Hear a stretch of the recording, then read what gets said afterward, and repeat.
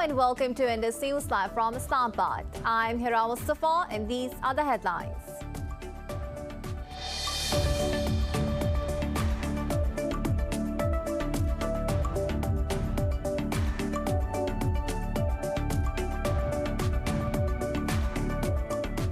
Iran says it categorically rejects negotiations just for the sake of negotiations.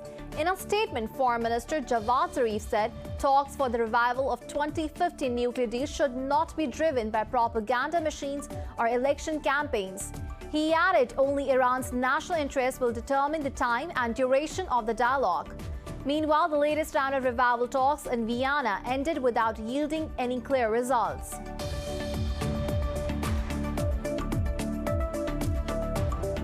India has reported a record spike in daily COVID-19 cases for the fourth straight day, with nearly 217,000 infections overnight.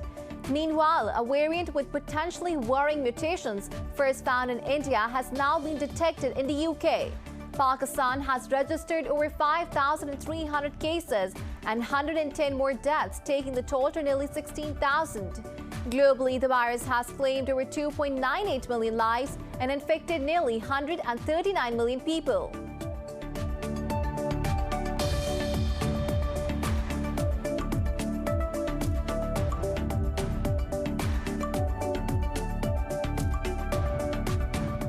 US President Joe Biden says now is the time to de-escalate tensions after slapping new sanctions on Russia.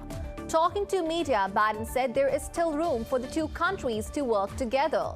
Earlier, Washington imposed sanctions on Moscow over alleged election interference and malicious cyber activities.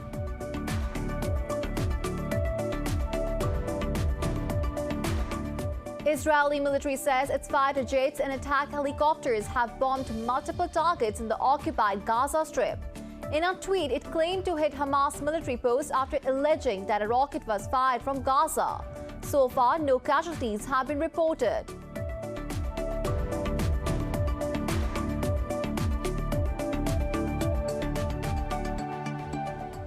Well, these were the headlines. News in detail coming after the short break. Stay with us.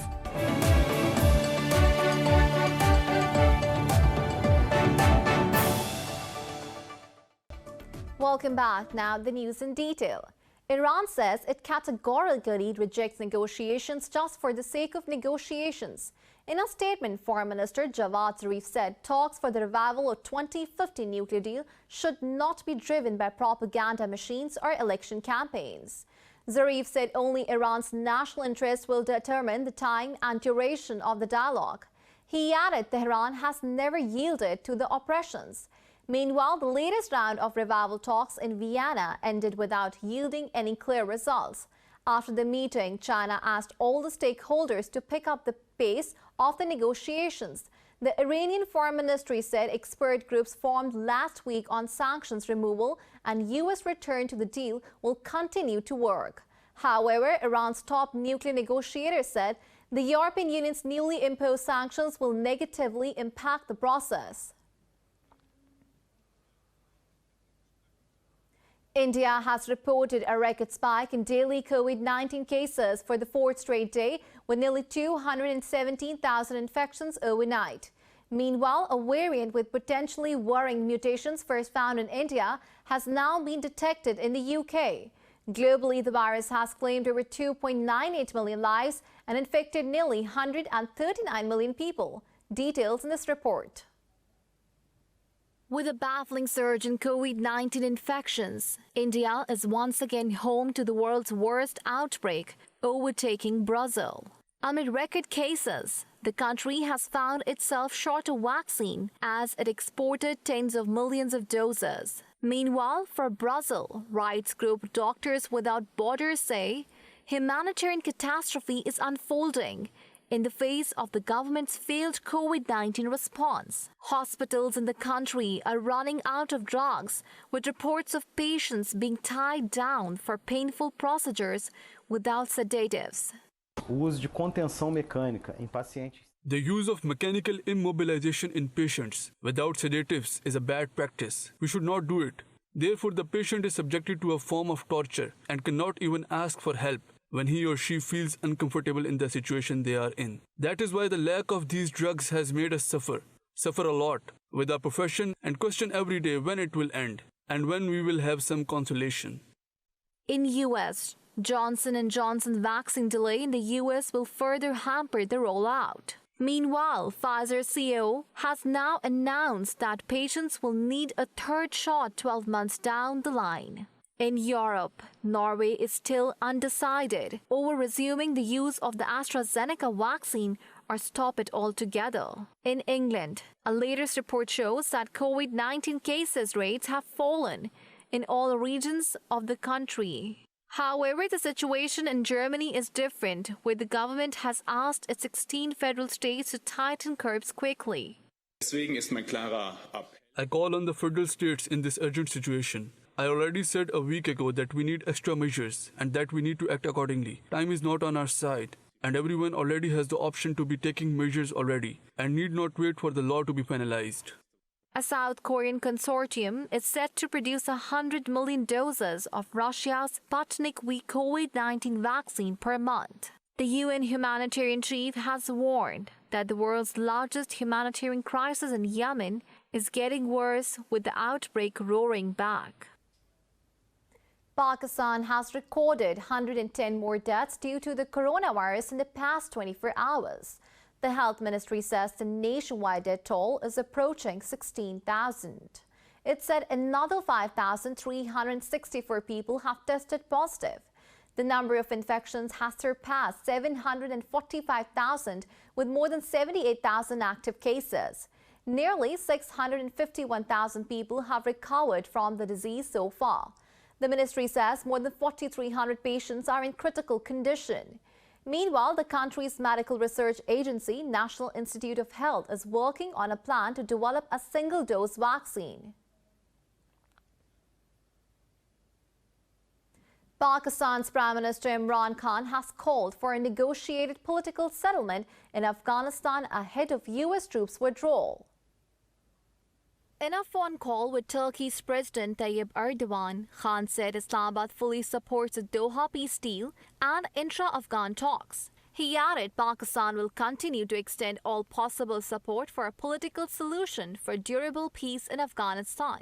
Both the leaders also discussed the strengthening of bilateral relations in all areas. Earlier, U.S. Charge d'Affaires Angela Adjeller called on Pakistan's Army Chief General Qamar Javed Bajwa in Rawalpindi. The military's media wing said the two discussed the regional security situation and developments in the Afghan peace process. General Bajwa said a prosperous and peaceful Afghanistan is in the best interest of Pakistan and the region. U.S. President Joe Biden says now is the time to de-escalate tensions after slapping new sanctions on Russia. Talking to media, Biden said there is still room for the two countries to work together. However, the U.S. President Joe Biden said Washington will have to respond if Moscow violates its interest. Biden's comments came after the United States imposed sanctions on Russia over alleged election interference and malicious cyber activities. The sanctions target over 30 Russian entities and include the expulsion of 10 diplomats. Russia has denied the allegations and said Moscow's response to the sanctions will be unavoidable.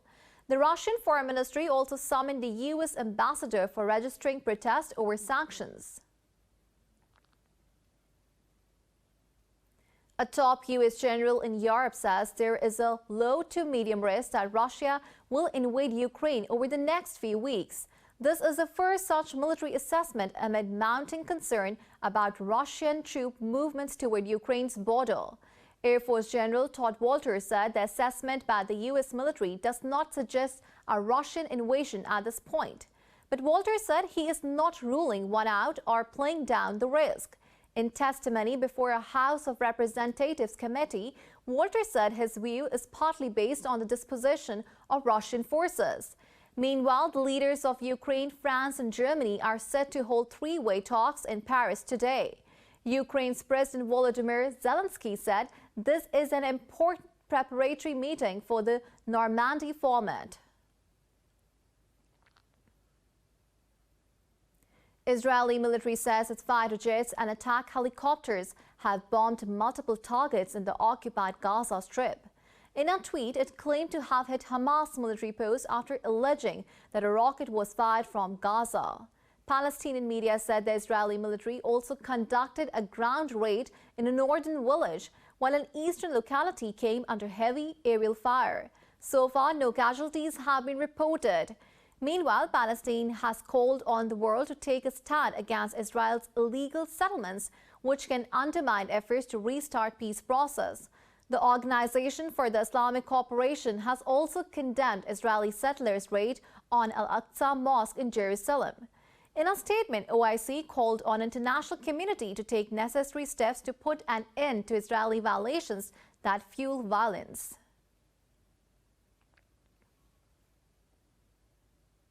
In Myanmar, opponents of the military rule have called for a silent strike to mark the third day of their traditional New Year holiday. People have shunned the usual festivities of Thingyan this year to protest the February 1st coup. Earlier, protesters in Myanmar South marched before sunrise and arranged candles to spell out Revolution Thingyan. 2 more people were shot and killed in the central town of Myanmar overnight. Activists say the military has killed 726 civilians in the post-coup unrest so far. Meanwhile, a South Korean steelmaker firm has announced to end its joint venture with Myanmar military conglomerates. However, the company's spokesman said it is not pulling out Myanmar in view of the country's crashing economy. The foreign ministers of Turkey and Greece have clashed openly at a joint news conference in Ankara. The conference began with hopes of improved ties, but quickly descended into an exchange of accusations from both sides. Greek Foreign Minister Nikos Dandias said Athens is ready for a positive agenda with Ankara, but will not abandon the EU principles. He added the option to take measures is always on the table if Turkey continues to violate Greece's sovereignty rights. Turkish Foreign Minister Mevlut Cavusoglu said Ankara had hoped this first meeting would continue in a positive atmosphere. He added, however, unfortunately, the Greek Foreign Minister made completely unacceptable accusations against Turkey in his speech. Cavusoglu said he did not speak of issues in front of media, but Dandias dared to do so to give a message to his country. Earlier, the Greek Foreign Minister also called on President Recep Tayyip Erdogan. U.S. President Joe Biden is set to meet with his South Korean counterpart Moon Jae-in in Washington next month. The White House said the 2 leaders will discuss how to enhance efforts to stem North Korea's nuclear program. It said both sides would also discuss ways to bolster ties between the 2 countries. White House spokesperson Jen Psaki said the summit will take place in the second half of May and the exact date is being finalized. Speaking at a news briefing, she said the meeting would highlight the ironical U.S.-South Korea alliance. Meanwhile, Seoul also said the 2 will mull over cooperation to achieve complete denuclearization and lasting peace on the Korean peninsula. U.S. officials have released body cam footage of a police officer who shot dead a 13-year-old boy last month. The incident, along with Sunday's fatal police shooting of Donta Wright in a Minneapolis suburb, has raised tensions in Chicago. The 9-minute video shows an unidentified police officer running after Adam Toledo on March 29th in Little Village. The officer yelled "Stop" to Toledo before he caught up to him. Toledo appeared to raise his hands right before the officer fired 1 shot. The Chicago Police Department said Toledo had a gun in his hand. However, it is unclear in the video whether he had the gun at the time of the shooting. Those videos speak for themselves. Adam, during his last second of life, did not have a gun in his hand. The officer screamed at him, "Show me your hands." Adam complied, turned around. His hands were empty when he was shot in the chest at the hands of the officer. More news stories coming up after the short break. Stay with us.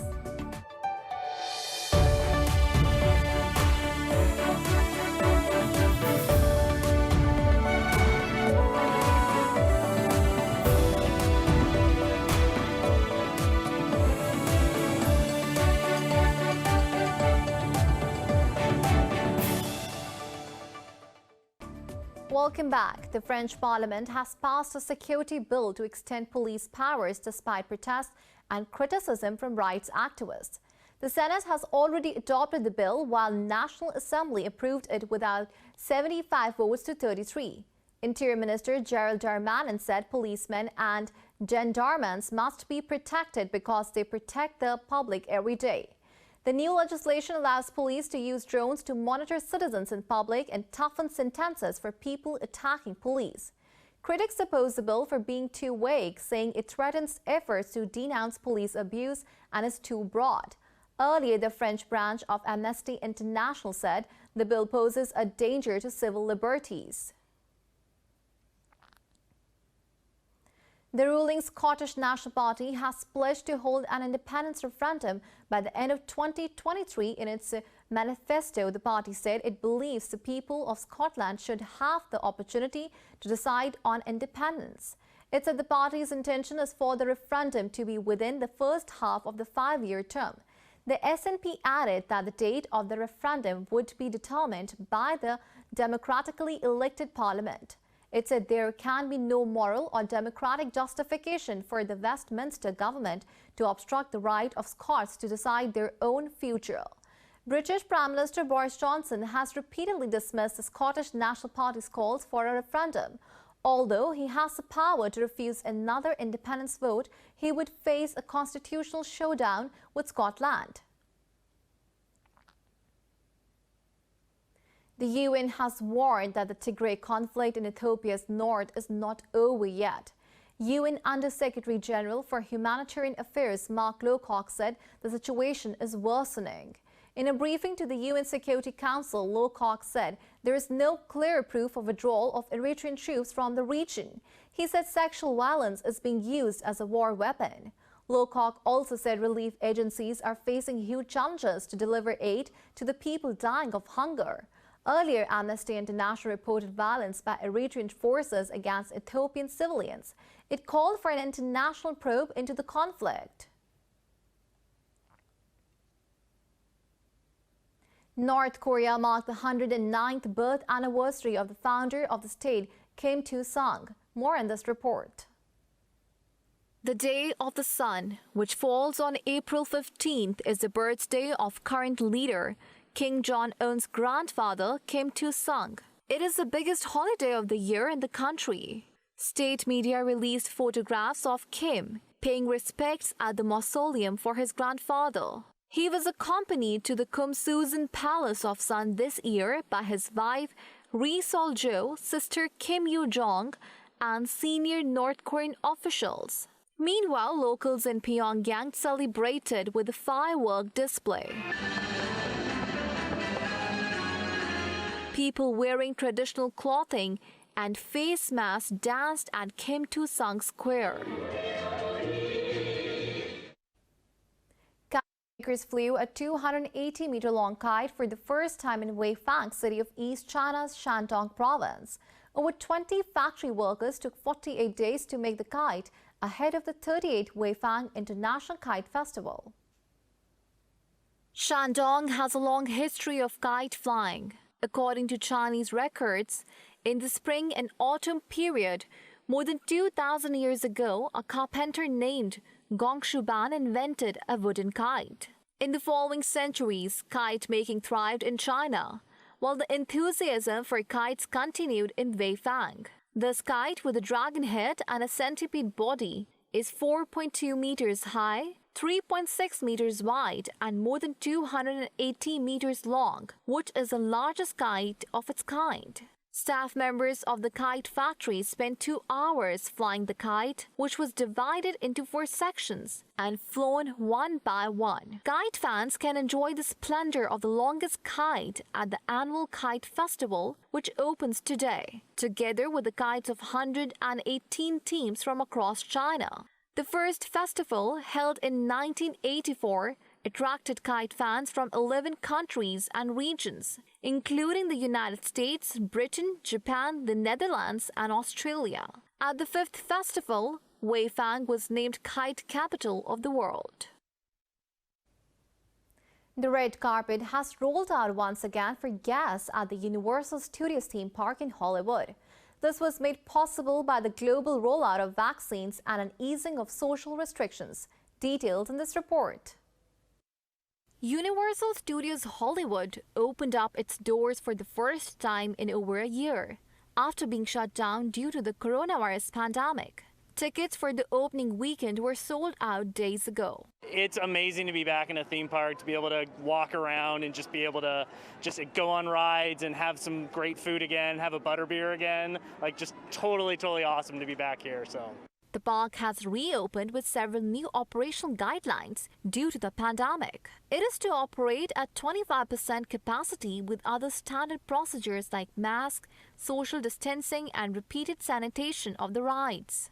It's pretty good. I feel like they're doing a great job at keeping everyone safe by distancing everyone, having different routes, and taking their time cleaning the rides before people get back on. Even though it takes a while, I understand they're being precautious due to COVID-19. Some rides and indoor dining restaurants have not been reopened to comply with the COVID guidelines. However, the Jurassic Park ride has been improved, and the Secret Life of Pets themed ride is a new attraction.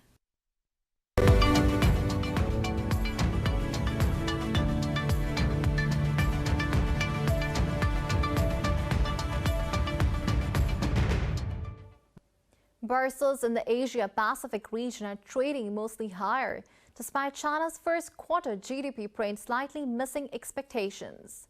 Stocks in mainland China are leading the gains, rising close to 1%. Hong Kong's Hang Seng Index has also added over 0.5%.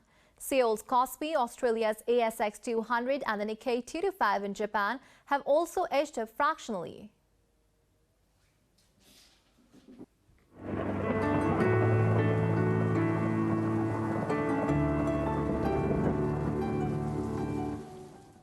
Now it's time to have a look at the weather update across the globe.